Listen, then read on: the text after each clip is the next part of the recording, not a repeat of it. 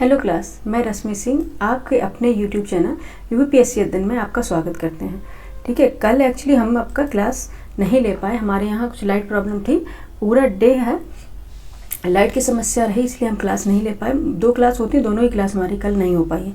और आज हम लेके आए हैं आपके लिए पॉलिटी के क्वेश्चन। ठीक है, जिस तरह से आयोग अभी पैटर्न चेंज कर रहा है उसके अकॉर्डिंग हमने भी क्वेश्चन बनाए हुए हैं। ठीक है, तो देखते हैं आपकी तैयारी कितनी अच्छी है और कितनी अच्छी तरह से आपने इसे पॉलिटी को तैयार कर रखा है। ठीक है, लक्ष्मीकांत को कितनी अच्छी तरह से आपने पढ़ा हुआ है। ठीक है, तो ये क्वेश्चन हमने 10 क्वेश्चन बनाए हैं, लेकिन अगर हम विथ एक्सप्लेनेशन के देखेंगे तो ये क्वेश्चन अबव 30-40 क्वेश्चन के ऊपर ही हो जाएंगे। ठीक है, तो अब स्टार्ट करते हैं आज का पहला क्वेश्चन। और बहुत अच्छे क्वेश्चन है बच्चे, अगर आप ये कर पा रहे हैं तो आपकी बहुत अच्छी तैयारी है। ठीक है, स्टार्ट कर लेते हैं और लास्ट तक ये जरूर देखिएगा कि जैसे जैसे आप क्वेश्चन बढ़ते जाएंगे, सभी 10 में से 10 क्वेश्चन है, सभी इंपॉर्टेंट क्वेश्चन है। कोई अननेसेसरी क्वेश्चन इसमें हम रखते ही नहीं है, क्योंकि 10 क्वेश्चन लेके आएंगे तो उसमें कोई अननेसेसरी क्वेश्चन क्यों होगा। ठीक है, सारे इंपॉर्टेंट क्वेश्चन ही होते हैं।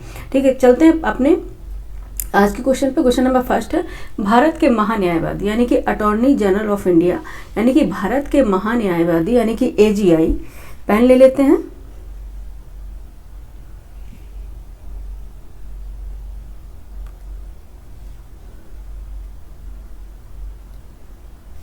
ठीक है, भारत के महान्यायवादी यानी कि एजीआई के बारे में बात हो रही है।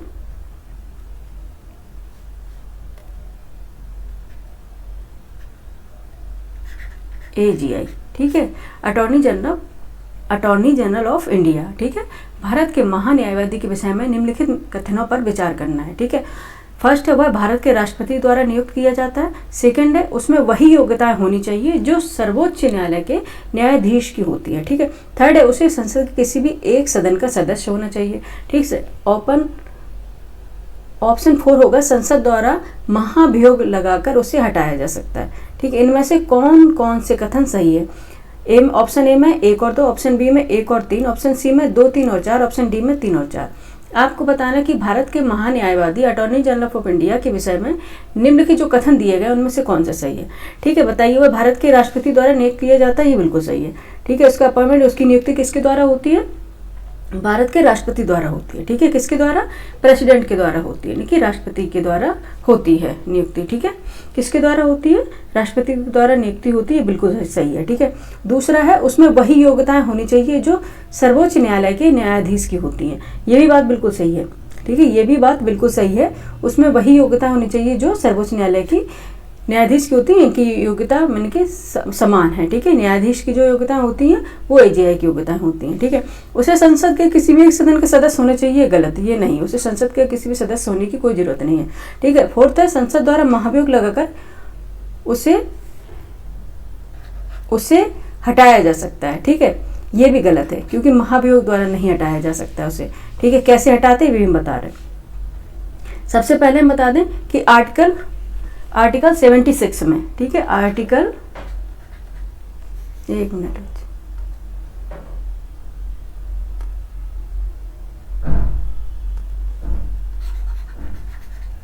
पेन नहीं आया? अरे इरेजर नहीं आई क्या?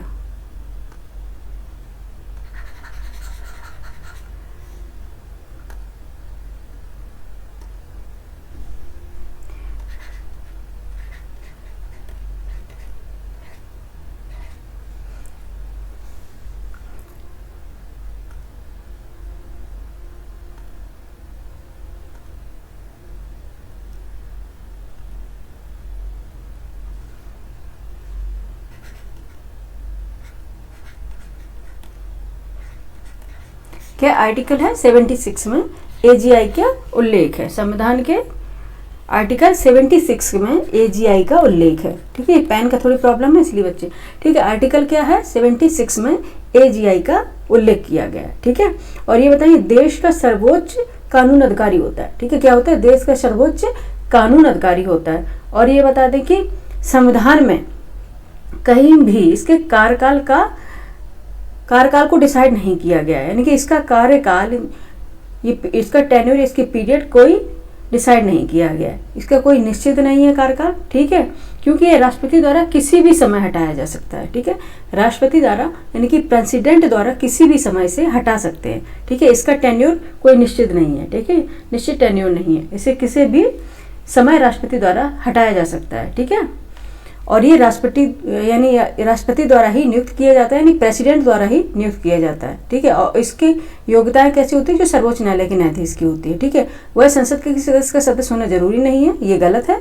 और संसद द्वारा महाभियोग लगाकर नहीं, क्योंकि वो राष्ट्रपति द्वारा किसी भी समय उसे हटाया जा सकता है।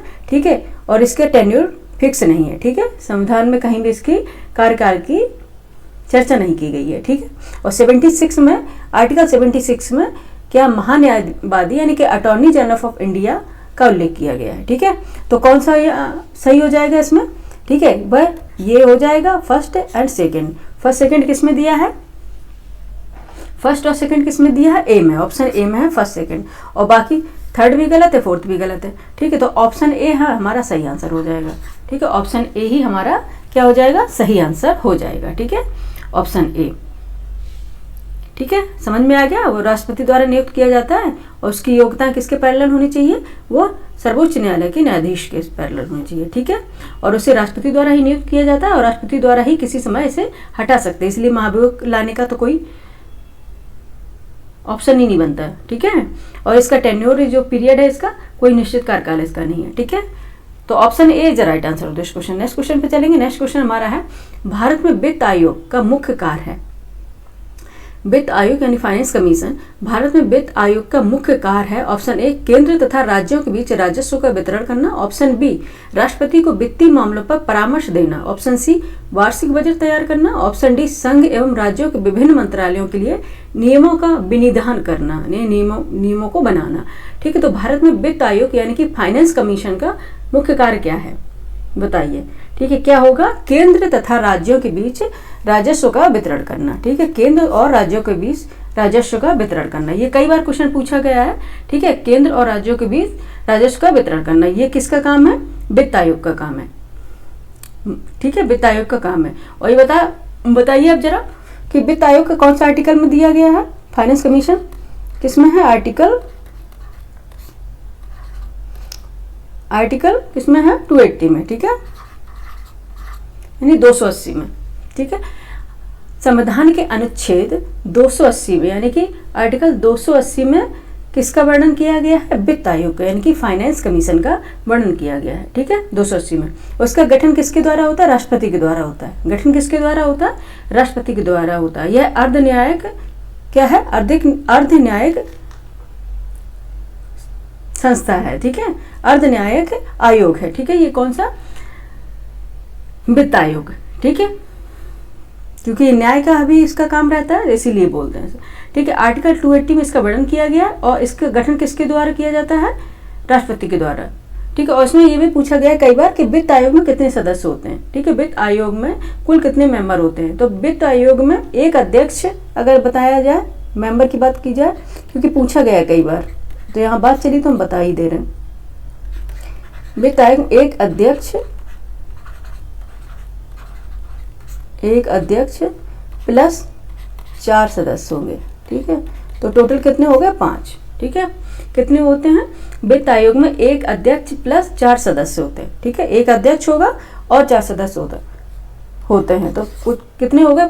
कुल 5 सदस्य हो गए, 5 मेंबर्स वाली कमेटी हो गई। ठीक है, तो क्या हो गए? 5 सदस्य हो गए। ठीक है, वित्त आयोग में। तो क्या हो गया? भारत में वित्त आयोग के मुख्य कार्य कौन है? केंद्र तथा राज्यों के बीच राजस्व का वितरण करते हैं। ठीक है, तो ऑप्शन ए हमारा है सही आंसर होगा। ठीक है, ऑप्शन ए।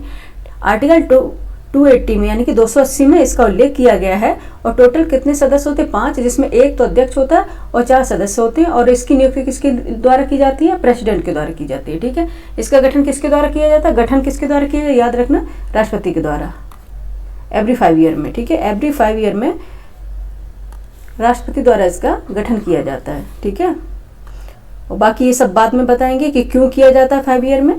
ठीक है, मेंस के लिए, क्योंकि अभी इतना ये क्योंकि मल्टीपल चॉइस क्वेश्चन है इसमें बता रहे हैं, इसमें आप लोगों को इतना डेप्थ में नहीं बता सकते, जितनी जरूरत उतनी बताएंगे, क्योंकि फिर बच्चों को लगता है कि मैम ज्ञान दिखा रही हैं अपना। ठीक है, ये लगता है उनको। गठन किसके द्वारा होता है? राष्ट्रपति द्वारा। ठीक है, किसके द्वारा होता है? प्रेसिडेंट द्वारा, याद रखना, ठीक है। और प्रत्येक 5 वर्ष में होता है। और क्यों होता है ये सब रीजन बाद में बताएंगे, अभी कोई क्वेश्चन बनाएंगे तब बताएंगे, ठीक है, क्योंकि अब एक में ही बहुत समय फिर लग जाता है, ठीक है। तो ऑप्शन ए है इसका राइट आंसर, ठीक है। नेक्स्ट चलते हैं, नेक्स्ट क्वेश्चन है क्वेश्चन नंबर 3 हमारे सामने। निम्नलिखित में से कौन सा भारत के राष्ट्रपति के निर्वाचक गण का तो भाग है, यानी कि भारत के राष्ट्रपति के निर्वाचन गण का तो भाग है परंतु उसके महाभियोग अधिकार का भाग नहीं है। यहाँ पे अंडरलाइन करेंगे कि कौन सा जो राष्ट्रपति के यानी कि जो अपॉइंटमेंट और निर्वाचन होता है उसमें तो भाग लेता है, पार्टिसिपेट करता है, लेकिन जब महाभियोग यानी कि हटाने के लिए उसमें वो भाग नहीं ले सकता। कौन है वो बताइए? Option A Lok Sabha, option B Rajya Sabha, option C राज्यों की विधान परिषद है, ऑप्शन डी राज्यों की विधानसभा है। कौन सी है बताइए? ठीक है, पहले तो आपको ये पता होना चाहिए कौन, पहले हम आंसर बताएं कि कौन होगा? राज्यों की विधानसभाएं। कौन सा होगा? आंसर हो जाएगा डी, राज्यों की विधानसभाएं, ठीक है। ऑप्शन डी इसका राइट आंसर होगा। क्यों? ये भी पूछेंगे आप, क्यों? क्योंकि आपको पता है राष्ट्रपति के निर्वाचक मंडल में कौन कौन से होते हैं? संसद के दोनों सदनों के निर्वाचित सदस्य होते हैं, ठीक है। लोकसभा जिसमें आ जाएगी, राज्यसभा दोनों हो जाएगी। संसद के दोनों सदस्य, संसद के दोनों सदन होंगे, संसद के दोनों सदन के निर्वाचित सदस्य, ठीक है। निर्वाचित सदस्य का मतलब है कि मनोनीत सदस्य इसमें शामिल नहीं होंगे। निर्वाचित, एक मिनट, सदस्य, मनोनीत सदस्य इसमें शामिल नहीं होंगे, ठीक है। संसद के दोनों निर्वाचित, संसद के दोनों सदनों के, यहाँ सदन लिख देंगे, दोनों सदनों के, थोड़ा पेन गड़बड़ कर रहा है ना बच्चे इसलिए दिक्कत हो रही, ठीक है। संसद के दोनों सदनों के निर्वाचित सदस्य होंगे शामिल, ठीक है, इनके निर्वाचक मंडल में। और इस निर्वाचित सदस्य का मतलब है कि मनोनीत जो सदस्य होंगे, मनोनीत जो सदस्य होंगे वो इसमें शामिल नहीं होंगे, ठीक है। दोनों संसद के दोनों सदनों के निर्वाचित सदस्य इसमें शामिल होंगे, ठीक है। और दूसरा है राज्य विधानसभाओं के, और दूसरा क्या हो जाएगा? राज्य विधानसभाओं के निर्वाचित सदस्य होंगे, यानी कि सभी राज्य विधानसभाओं के, सभी राज्य विधानसभाओं के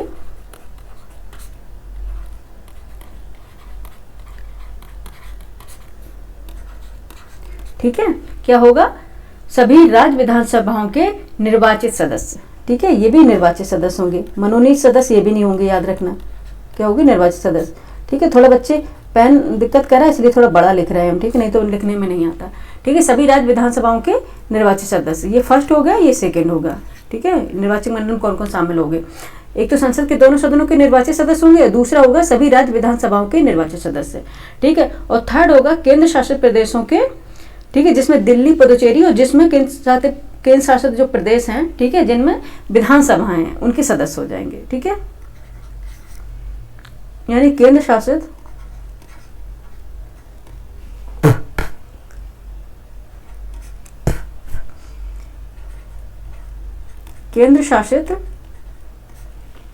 ठीक है, केंद्र शासित प्रदेशों में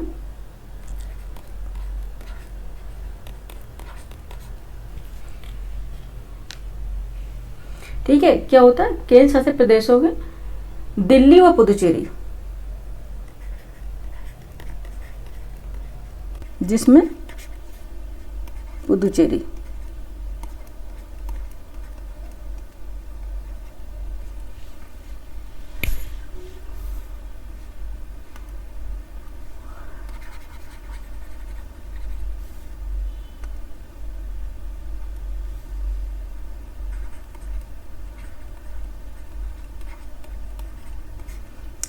अच्छा, केंद्र शासित प्रदेश में दिल्ली एवं पुदुचेरी विधानसभाओं के निर्वाचित सदस्य, यानी कि जिसमें केंद्र शासित प्रदेश जहां पे विधानसभाएं होंगी उनके निर्वाचित सदस्य,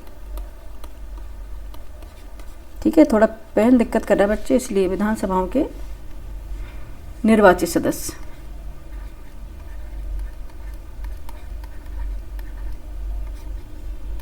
ये शामिल होंगे राष्ट्रपति के निर्वाचन मंडल में, ठीक है। जो यानी कि निर्वाचन करते हैं राष्ट्रपति का। ठीक है, राष्ट्रपति का निर्वाचन डायरेक्ट नहीं होता है। ठीक है, क्योंकि आप लोग देखोगे कभी आप पार्टिसिपेट करते हैं राष्ट्रपति के निर्वाचन मंडल में। ठीक है, ये क्या होते हैं, लोकसभा, राज्यसभा और या विधानसभाएं होती हैं जो राज्यों की, उसके निर्वाचक मंडलों से इनका निर्वाचन किया जाता है, उनके निर्वाचित सदस्यों से। यानी कि विधानसभा में क्या करते हैं, विधायक होते हैं, और लोकसभा राज्यसभा में सांसद होते हैं। ठीक है, इनके अकॉर्डिंग इनके निर्वाचित सदस्यों द्वारा इनका क्या होता है, निर्वाचन होता है। ठीक है, तो अब पता होगा कि राज्य विधान परिषदें जो होती हैं, तो ये इनके तो ना तो मनोनीत और ना ही निर्वाचित सदस्य पार्टिसिपेट नहीं करते राष्ट्रपति के निर्वाचक मंडल में। यानी कि राष्ट्रपति के जहाँ पे निर्वाचन होगा उस मंडल में राज्यों की विधान परिषदें शामिल है ही नहीं, ना तो वो मनोनीत सदस्य हैं और ना ही वो कौन से हैं,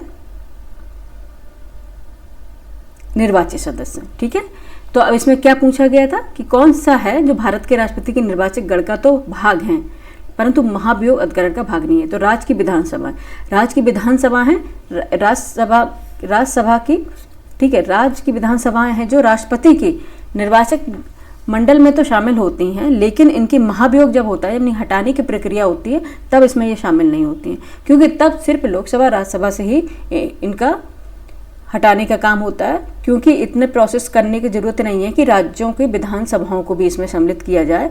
ठीक है, इसलिए सिर्फ लोकसभा और राज्यसभा को इसमें सम्मिलित किया जाता है, इसलिए राज्यों की विधानसभा इसमें शामिल नहीं होती हैं। ठीक है, राज्यों की विधानसभाएं इसमें शामिल नहीं होती हैं। तो ऑप्शन क्या हो गया, डी।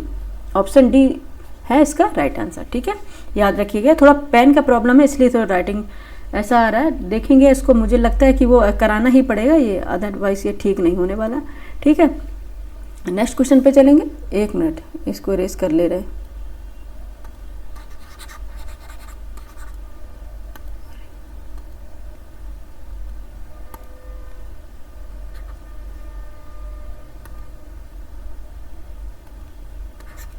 ठीक है, डी हो गया। ठीक है, नेक्स्ट क्वेश्चन पे चलेंगे।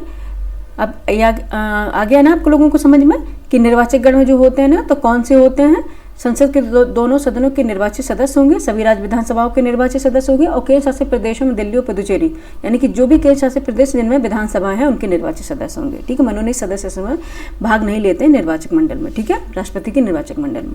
ठीक है, तो option D is the right answer of this question. Next question पे चलेंगे। क्वेश्चन नंबर 4 है, धर्म के आधार पर विभेद का प्रतिषेध।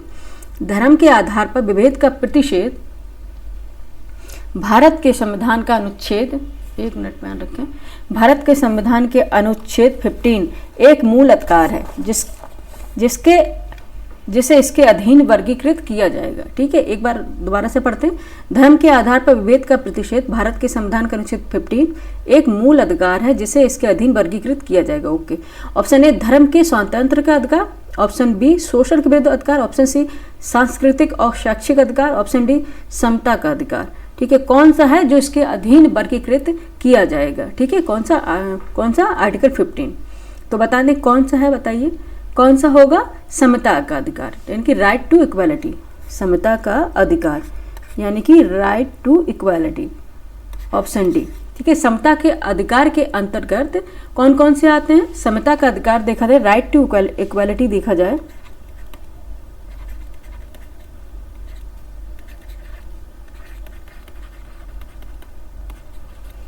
ठीक है, राइट टू इक्वालिटी,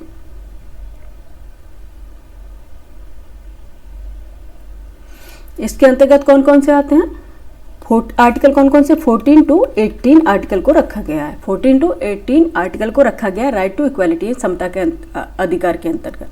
ठीक है, और आर्टिकल 15 में क्या है, आर्टिकल 15 में क्या है, आर्टिकल 15 में है धर्म मूल वंश, यानी कि धर्म मूल वंश, ठीक है, धर्म मूल वंश, लिंग यानी जेंडर, और जन्म स्थान, बर्थ ओरिजिन। ठीक है, जन्म स्थान, ठीक है, और क्या है, जन्म स्थान के आधार पर विभेद का प्रतिषेध, जन्म स्थान के आधार पर विभेद का प्रतिषेध।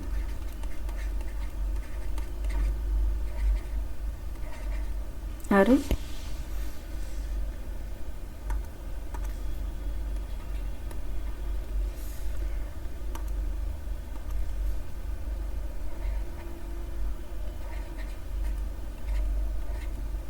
क्या है, ये पेन काम नहीं करता है। पेन ने पता है अच्छा सच में बहुत ही परेशान कर लिया है। पेन ने कई बार इतना खींच आ जाती है कि मैं क्या ही बताएं। या तो पेन टैबलेट काम नहीं कर रहा, कुछ तो है। एक बार क्या है, वायरस आ गया ना, उस चक्कर में सारा कुछ डिस्ट्रॉय हो चुका है।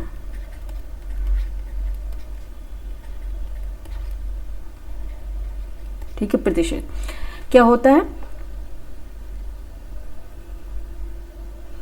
राइट टू इक्वालिटी यानी कि समता के अधिकार के अंतर्गत 14 से 18 तक आर्टिकल्स को रखा गया है। ठीक है, और 15 में है धर्म, मूलवंश, लिंग और जन्म स्थान के आधार पर विभेद का प्रतिषेध, यानी कि कोई धर्म, मूलवंश, लिंग और जन्म के स्थान पर विभेद नहीं, यानी कि विभेद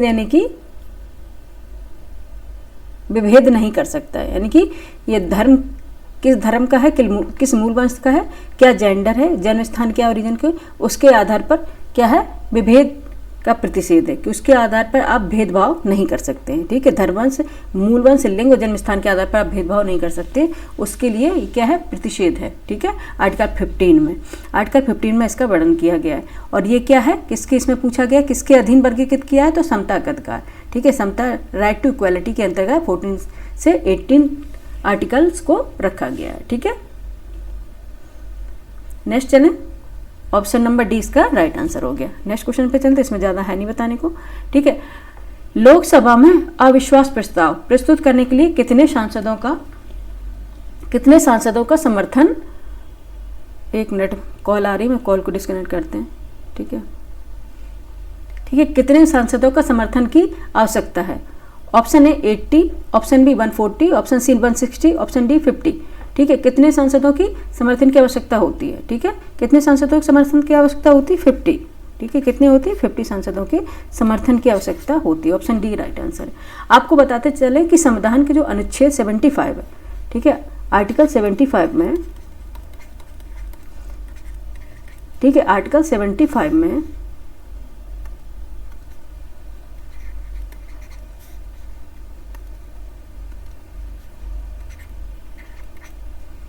ठीक है, आर्टिकल जो 75 है उसमें कहा गया है कि मंत्रिपरिषद होगी, यानी कि मंत्रिपरिषद जो होगी लोकसभा के प्रति सामूहिक रूप से उत्तरदायी होगी। ठीक है, क्या होगी, लोकसभा के प्रति सामूहिक रूप से उत्तरदायी होगी।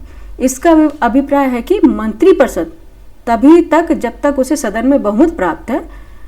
ठीक है, क्या है, मंत्रिपरिषद तभी तक जब तक उसे सदन में बहुमत प्राप्त है। ठीक है, दूसरे शब्दों में हम कहें कि लोकसभा मंत्रिमंडल को अविश्वास प्रस्ताव, ठीक है, अविश्वास प्रस्ताव पारित कर हटा सकती है। और उसको अविश्वास जो प्रस्ताव है, यानी कि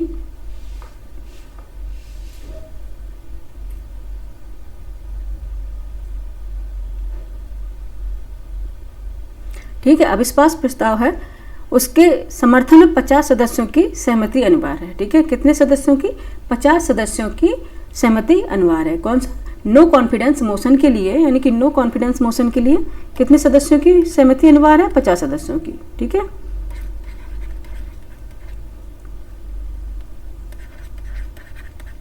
नो कॉन्फिडेंस मोशन,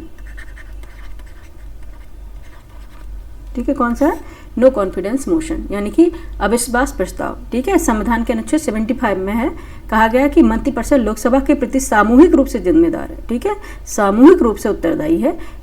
इसका मतलब होगा कि मंत्रिपरिषद तभी तक है जब तक उसे सदन में बहुमत प्राप्त है। ठीक है, ठीक है, सदन में जब तक बहुमत प्राप्त है तभी तक मंत्रिपरिषद उसमें रह सकती है। ठीक है, और लोकसभा मंत्रिमंडल को अविश्वास प्रस्ताव यानी कि नो कॉन्फिडेंस मोशन प्रस्ताव पारित कर हटा सकती है। ठीक है, लोकसभा, ठीक है, प्रस्ताव में समर्थन 50 सदस्य सहमति अनिवार्य है। ये भी बता दें कि अविश्वास प्रस्ताव, नो कॉन्फिडेंस मोशन किसके द्वारा ही लाया सकता है, कि लोकसभा द्वारा, राज्यसभा में नहीं। ठीक है, किसमें, दूसरे शब्दों में बताया है आपको, किसमें, लोकसभा में। ठीक है, किसमें, लोकसभा में। ठीक है, याद रखिएगा, अविश्वास प्रस्ताव, नो कॉन्फिडेंस मोशन किसके द्वारा लाया जाता है, लोकसभा। ठीक है, लोकसभा द्वारा, लोकसभा में लाया जाता है किसी मंत्री के द्वारा। एक मिनट,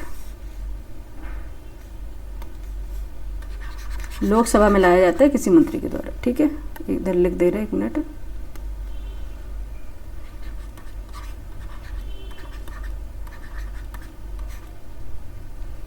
ठीक है, लोकसभा द्वारा।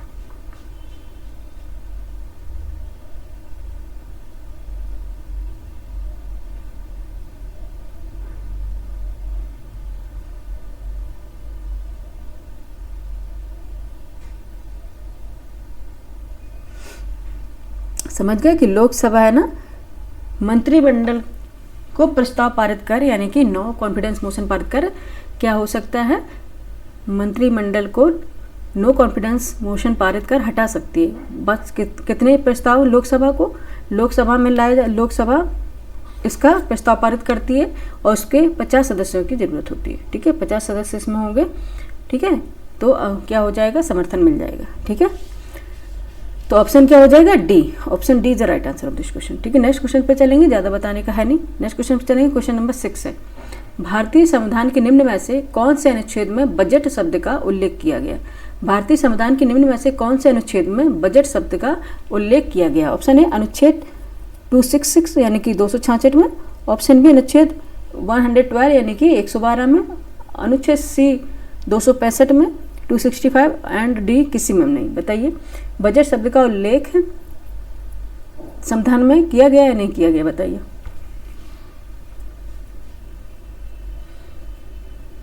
ठीक है, बताइए, किसी में भी नहीं। ठीक है, ऑप्शन क्या हो जाएगा, डी, किसी में भी नहीं। ठीक है, बजट शब्द का संविधान में कहीं भी उल्लेख हुआ ही नहीं है। ठीक है, बजट शब्द का कहीं भी संविधान में उल्लेख हुआ ही नहीं है। किसका उल्लेख हुआ है, वार्षिक वित्तीय विवरण कहा गया है। ठीक है, बजट का शब्द का उल्लेख नहीं हुआ है। बजट एक्चुअली जो बजट शब्द है उसका उल्लेख नहीं किया गया है। क्या हुआ है, आर्टिकल 112 के अकॉर्डिंग। ठीक है, आर्टिकल 112 112। ठीक है, आर्टिकल 112 112 अनुच्छेद 112 में किसका उल्लेख किया गया है। ठीक है, वार्षिक वित्तीय विवरण। ठीक है, वार्षिक वित्तीय विवरण, वित्तीय विवरण, नॉट बजट।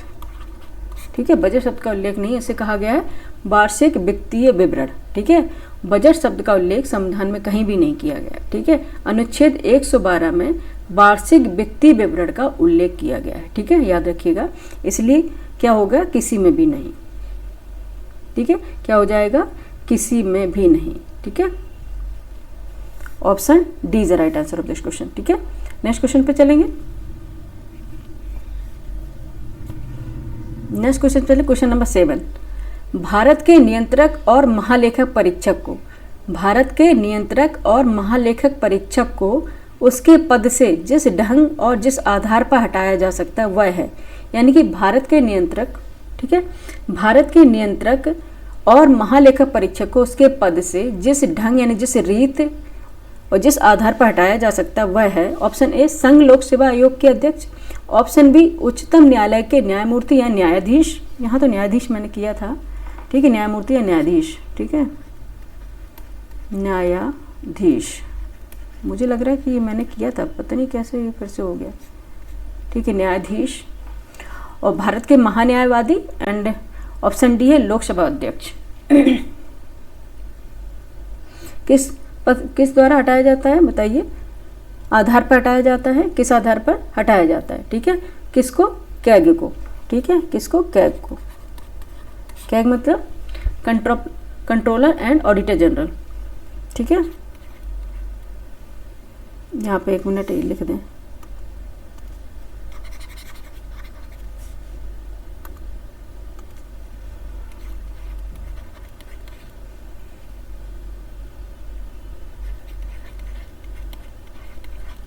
ठीक है, controller and auditor general of India.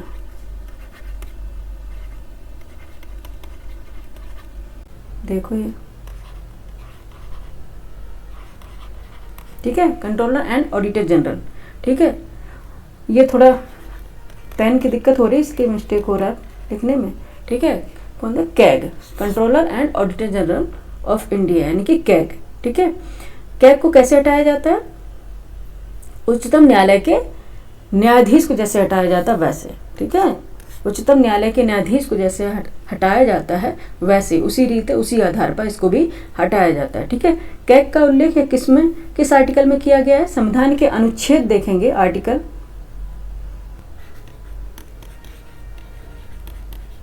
संविधान के अनुच्छेद किसमें,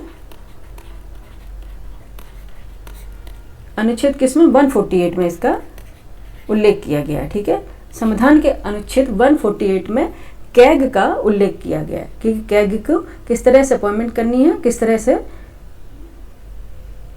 इसके कार और टेन्योर है, इसका सबका वर्णन किया गया 148 में।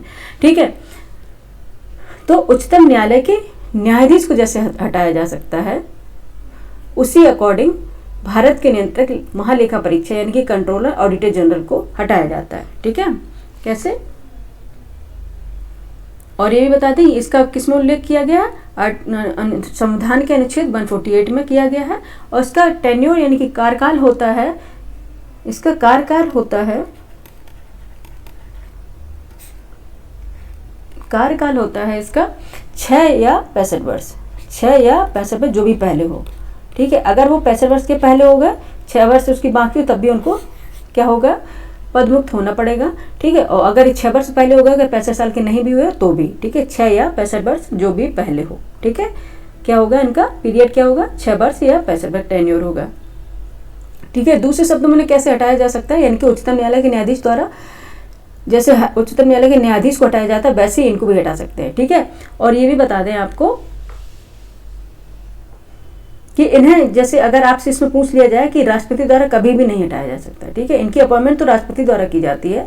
ठीक है, अपॉइंटमेंट तो राष्ट्रपति द्वारा की जाती है। ठीक है, और दूसरे शब्दों में बताएं कि संसद के दोनों सदनों द्वारा विशेष बहुमत के साथ दुर्व्यवहार या अयोग्यता का प्रस्ताव पारित कर भी इन्हें हटाया जा सकता है। ठीक है, दुर्व्यवहार या अयोग्यता का प्रस्ताव पारित करके भी इन्हें हटाया जा सकता है। ठीक है,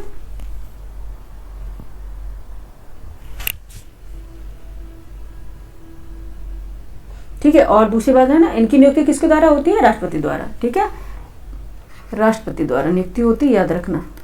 ठीक है, नियुक्ति किसके द्वारा होता है, राष्ट्रपति के द्वारा नियुक्ति इनकी की जाती है, लेकिन राष्ट्रपति द्वारा ने हटाया नहीं जाता है। क्योंकि कैसे हटाया जाता है, उच्चतम न्यायालय के न्यायमूर्ति यानी न्यायाधीश को जैसे हटाया जाता है वैसे नहीं हटाया जाता है। ठीक है, और ये हाँ, अगर ये अपने टेन्योर यानी कि अपने कार्यकाल से पहले अगर ये अपना रिजाइन या इस्तीफा देना चाहते हो तो ये राष्ट्रपति को अपना रिजाइन सौंपकर ये पदमुक्त हो सकते हैं। ठीक है, राष्ट्रपति को अपना रिजाइन देकर ये पदमुक्त हो सकते हैं। ठीक है, तो ऑप्शन क्या हो जाएगा इसका, B is a right answer this question. ठीक है, बी इसका हो जाएगा राइट आंसर। ठीक है, बी इसका राइट आंसर हो जाएगा। ठीक है,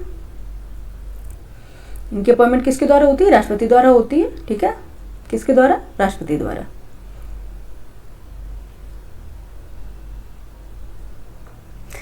ठीक है, कंट्रोलर जो कैग जो होता है वो भारत के तथा राज्य के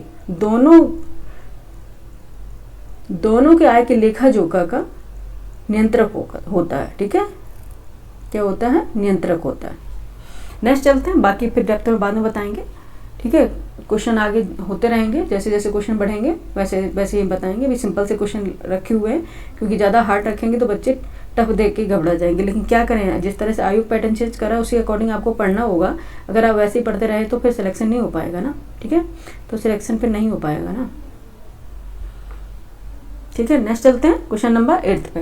निम्नलिखित में से कौन सा युग्म सही नहीं है, आपको इसमें बताना है कौन सा युग्म सही नहीं है। ऑप्शन ए, भेदभाव का निषेध अनुच्छेद 15 में है। ऑप्शन बी, संघ बनाने का अधिकार अनुच्छेद 19 या 19 में है। ऑप्शन सी, जीवन रक्षा का अधिकार यानी कि अनुच्छेद 20 में है। और ऑप्शन डी, संवैधानिक उपचार का अधिकार यानी कि कॉन्स्टिट्यूशनल रेमेडीज किसका है, अनुच्छेद 32 में है। तो बताइए किस में है भेदभाव का निषेध। ठीक है, किस में है, अनुच्छेद 15 में है, बिल्कुल सही, ये बात तो बिल्कुल सही है। ठीक है, अभी बताया था हमने। संघ बनाने का अधिकार यानी कि 19 में है। ठीक है, राइट टू फ्रीडम 19, तो संघ बनाने का, ठीक है, कहीं घूमने का, जीविका चलाने का, ये सब अधिकार है। ठीक है, तो इसमें क्या है, अनुच्छेद 19 में, बिल्कुल सही। लेकिन जीवन रक्षा अधिकार कहाँ है, अनुच्छेद 20 में है, नहीं, ये किस में है, आर्टिकल 21 में है। ठीक है, जीवन रक्षा यानी कि जीवन रक्षा का अधिकार यानी कि अपने जीवन की रक्षा का अधिकार। राइट टू प्राइवेसी यानी कि 21 में भी है। राइट टू मैरिज में, ठीक है, 21 में है। ये सारे अधिकार किस में है, आर्टिकल 21 में है, 20 में नहीं है। जीवन रक्षा का अधिकार किस में है, अनुच्छेद 21 में है। ठीक है, 20 में नहीं है। ठीक है, और संवैधानिक उपचार यानी कि कॉन्स्टिट्यूशनल रेमेडीज का अधिकार 32 में, ये भी बात सही है। ठीक है, ओनली कौन सा गलत था, यही गलत था और यही हमारा सही आंसर हो जाएगा। Option C is the right answer of this question. ठीक है, option C is the right answer of this question. Next question पे चलेंगे। ठीक है, इसमें कुछ ज़्यादा नहीं था बच्चे बताने का। मुझे जहाँ लगेगा कि वो चीज़ बतानी चाहिए वो हम बताएंगे, आपको अच्छा लगे तो भी, बुरा लगे तो भी, ठीक है, क्योंकि मुझे पता है ना किस तरह से क्वेश्चन पूछे जाते हैं, आप लोगों को ना पता है ना, ठीक है। क्वेश्चन नंबर 9 है, संविधान के अनुसार राज्य मंत्रिपरिषद राज्यपाल के प्रसाद पर्यंत ही बनी रह सकती है, ठीक है। राज्यपाल के प्रसाद पर्यंत शब्दों का वास्तविक अर्थ है, एक बार और पढ़ लेते हैं, कई बार कुछ चीजें समझ में नहीं आती, इसको दोबारा पढ़ लेना चाहिए, ठीक है। संविधान के अनुसार राज्य मंत्रिपरिषद राज्यपाल के प्रसाद पर्यंत ही बनी रह सकती है और राज्यपाल के प्रसाद पर्यंत शब्दों का वास्तविक अर्थ है, ठीक है। प्रसाद पर्यंत का मतलब होता है कि किसी के इच्छा पर, पोस्ट पर बने रहना, ठीक है। यानी कि जो, जैसे कि पहले ऑप्शन पढ़ लेते हैं। ऑप्शन ए राष्ट्रपति के प्रसाद पर्यंत, ऑप्शन बी प्रधानमंत्री के प्रसाद पर्यंत, ऑप्शन सी मुख्यमंत्री के प्रसाद पर्यंत, ऑप्शन डी विधानसभा के प्रसाद पर्यंत, ठीक है। जैसे संघ का प्रमुख, यानी कि संघ का यानी केंद्र का प्रमुख कौन सा होता है, राष्ट्रपति है, ठीक है। संघ के प्रमुख कौन होते हैं, राष्ट्रपति होते हैं, ठीक है। उसी प्रकार राज्य के प्रमुख कौन होते हैं, राज्यपाल होते हैं, ठीक है। यानी कि संघ के जितने भी काम होंगे वो राष्ट्रपति के नाम पर होते हैं और राज्य में जितने भी काम होते हैं वो राज्यपाल के नाम पर होते हैं, ठीक है, राज्यपाल के नाम पर होते हैं, ठीक है। और राज्यपाल, ठीक है, राज्यपाल क्या करता है, मंत्रिपरिषद की नियुक्ति मुख्यमंत्री के सलाह पर करता है, ठीक है। तो मंत्रिपरिषद किसके प्रसाद पर्यंत हो गई, किसके प्रसाद पर्यंत होगी, कि लेकिन ये नहीं है कभी भी इन्हें हटा दे, ठीक है, क्योंकि बिना मुख्यमंत्री की सलाह लेके ये हटा नहीं सकते हैं, ठीक है। प्रसाद पर्यंत यानी कि इच्छा पर, राज्यपाल की इच्छा पर, यानी कि जैसे राष्ट्रपति अपॉइंटमेंट करता है, अभी जस्ट बताया था कि किसका अपॉइंटमेंट करता है, अभी बताया था, ठीक है, एजीआई का, ठीक है, एजीआई की नियुक्ति करता है और उसके प्रसाद पर्यंत बने, उनकी इच्छा तक है जब तक वो है, यानी कि राष्ट्रपति की जब तक इच्छा जब तक है, क्या यानी कि सॉरी क्या एजीआई अपने पोस्ट पर हैं और जब जब उनका मन होगा उन्हें हटाने का तो वो हटा देंगे, ठीक है। तो उसका होता है उनके प्रसाद पर्यंत, उनकी इच्छा पर, ठीक है। राज्यपाल की इच्छा तक है जब तक मंत्रिपरिषद है, ठीक है, लेकिन कभी भी ऐसे नहीं हटा सकते क्योंकि बिना मुख्यमंत्री यानी कि चीफ मिनिस्टर की सलाह के अकॉर्डिंग, ठीक है। तो अब इसमें बताया कि राज्यपाल के प्रशांत पर शब्दों का वास्तविक अर्थ क्या होगा, वास्तविक अर्थ होगा जैसे हमने अभी आपको बता ही दिया कि वो कहाँ का होगा, विधानसभा के प्रसाद पर्यंत, क्योंकि वो राज्य का है तो यहाँ पे राज्यसभा तो लोकसभा आएगी नहीं, प्रधानमंत्री का भी यहाँ कोई काम नहीं है और मुख्यमंत्री का प्रसाद पर्यंत होगा नहीं क्योंकि उसका प्रमुख राज्यपाल, राज्य का प्रमुख तो राज्यपाल होता है, ठीक है। और राज्यपाल के द्वारा ही मंत्रिपरिषद की नियुक्ति की जाती है और मुख्यमंत्री की सलाह पर, ठीक है। मुख्यमंत्री की सलाह लेकर राज्यपाल मंत्रिपरिषद की नियुक्ति करता है, ठीक है। तो वो उसके प्रसाद पर्यंत ही माना जाएगा, ठीक है, लेकिन ऐसे ही कभी भी नहीं हटा सकता है बिना मुख्यमंत्री के सलाह पर। तो राज्य के प्रसाद पर्यंत का मतलब हो गया विधानसभा के प्रसाद पर्यंत, यानी कि विधानसभा, राज्यपाल कहाँ वर्क करेगा, विधानसभा, ठीक है। तो ऑप्शन क्या हो जाएगा, D, D is a right answer of this question, ठीक है, डी क्या हो जाएगा, राइट हमारा आंसर हो जाएगा। नेक्स्ट चलते हैं, क्वेश्चन नंबर 10 है आज का हमारे लास्ट क्वेश्चन है, भारत सरकार अधिनियम 1935 की निम्नलिखित में कौन सी विशेषता नहीं है, भारत सरकार अधिनियम 1935 की निम्नलिखित में से कौन सी विशेषता नहीं है। ऑप्शन ए केंद्र में द्वैध शासन प्रणाली यानी कि डायरेक्टी, केंद्र में द्वैध शासन प्रणाली, डायरेक्टी, ठीक है, डायरेक्टी, केंद्र में द्वैध शासन प्रणाली यानी कि डायरेक्टी, और बी है अखिल भारतीय संघ, ठीक है, सी है प्रांतीय स्वायत्ता और डी है प्रांतों में द्वैध शासन प्रणाली यानी कि प्रांतों में द्वैध शासन प्रणाली। बताइए कौन सी है जो विशेषता नहीं है, ठीक है।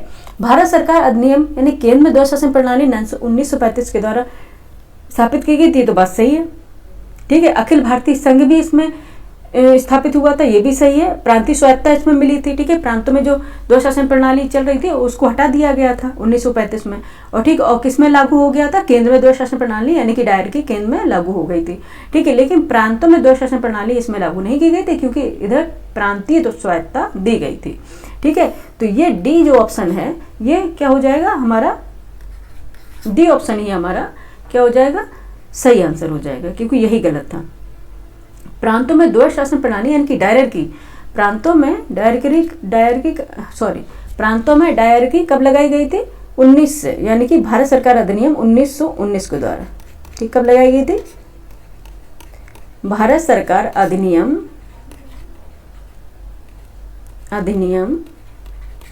1919 के द्वारा, 1919 के द्वारा लगाया गया था, ठीक है, डायरेक्टली डायर की, ठीक है। तो प्रांतों में डायरगिरी कब लगी थी? भारत सरकार अधिनियम 1919 के द्वारा लगाई गई थी, ठीक है। और बाकी केंद्र में द्वैध शासन प्रणाली और अखिल भारतीय संघ प्रांतीय स्वायत्तता, ये 1935 की विशेषताएं थी, ठीक है। वो कौन नहीं थी? ऑप्शन डी नहीं थी, और यही हमारा राइट आंसर हो जाएगा, ठीक है। बच्चे आपने इसमें से कितने क्वेश्चन कर पाए हमें जरूर बताइएगा, ठीक है। और ये क्लास आपको मैंने बहुत कोशिश करी आपको बदलते पैटर्न के अकॉर्डिंग क्लास लेने की, क्योंकि अगर आपको अच्छी लगेगी भी नहीं लगेगी वो आपको नहीं पता है, लेकिन जिस तरह से क्वेश्चन पूछे जाएंगे हमें तो वैसे ही बनाना पड़ेगा, क्योंकि सिर्फ आप ये नहीं है कि आप कर पा रहे हैं तो हम वही क्वेश्चन बनाएं, ठीक है। क्योंकि आपको बताना पड़ेगा कि जिस तरह से आयोग का क्वेश्चन बदल रहा है, पैटर्न पढ़ रहा है, तो उस तरह से आपको पढ़ना पड़ेगा, क्योंकि हमेशा किसी भी एग्जाम में 20% क्वेश्चन बहुत ईजी होते हैं, ठीक है, वो हर कोई कर सकता है। इसलिए ये मत सोचना कि सिर्फ इजी क्वेश्चन आएंगे, सिर्फ 20% इजी क्वेश्चन आते हैं, ठीक है। बाकी 80% तो आपको पढ़ना पड़ेगा ना, क्योंकि सिर्फ 20% से सिलेक्शन तो ना होना है ना, ठीक है। तो पढ़ते रहिए आप जहाँ भी हैं, और आप जो भी टॉपिक पढ़ना चाहें वो कमेंट करके हमें बताइएगा, ठीक है, पढ़ाएंगे। क्योंकि ये हमारी अल्टरनेट क्लास होती है, तो अब हम परसों क्लास लेके आएंगे हिस्ट्री की, ठीक है। परसों हिस्ट्री क्लास लेके आएंगे। मंडे को हमारी क्लास नहीं होती, क्योंकि कल हमारे यहाँ पर लाइट की काफ़ी प्रॉब्लम रही थी, इस अकॉर्डिंग हम क्लास नहीं ले पाए थे, ठीक है। इसके लिए हमें अच्छा, फिर आप लोग बताइए कि आपको ये क्लास कैसी लगी और कौन से क्वेश्चन इसमें समझ में नहीं आए, कौन सा टॉपिक आपको समझना है। बाकी जितने टॉपिक्स यानी कि पॉलिटी के इंपॉर्टेंट होंगे वो क्वेश्चन हम आपको करा ही दिए हैं। बाकी हम परसों लेके आएंगे क्लास हिस्ट्री की, ठीक है। बाकी मुझे आज और भी क्लास लेनी है, ठीक है। कमेंट कीजिएगा, लाइक कीजिएगा, सब्सक्राइब कीजिएगा, ऐड कीजिएगा, जिससे कि हमें मोटिवेशन मिलता रहे अच्छे से अच्छा कंटेंट तैयार करने के लिए, ठीक है। बाकी अब जहाँ भी रहें रिविज़न करते रहें, ठीक है। अब टाइम जैसे जैसे अब जा रहा है अप्रैल का, आज 8 अप्रैल हो गई, ठीक है। धीरे धीरे टाइम जाएगा और आपको पता नहीं चलेगा कब जुलाई आ गया है, ठीक है। इसलिए लगातार अभी से प्रैक्टिस सेट लगाना है और अपनी कमियों को देखना है, कहाँ हम कमी कर रहे हैं और उसको इम्प्रूव करना है, ठीक है।